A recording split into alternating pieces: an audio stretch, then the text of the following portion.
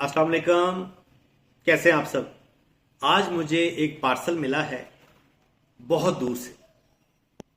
आपको बता देता हूं, ये पार्सल मुझे मिला है यूएसए से, अमेरिका से।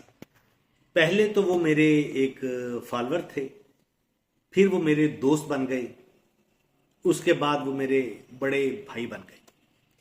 मैंने अपने बड़े भाई से बहुत कहा कि मुझे नहीं चाहिए, लेकिन उन्होंने बड़ा इसरार किया, मुझे बड़ा मजबूर किया और मुझे हाँ करनी पड़ गई।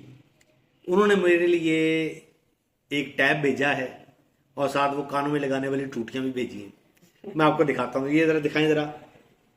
ये है और ये है जी टैब सैमसंग।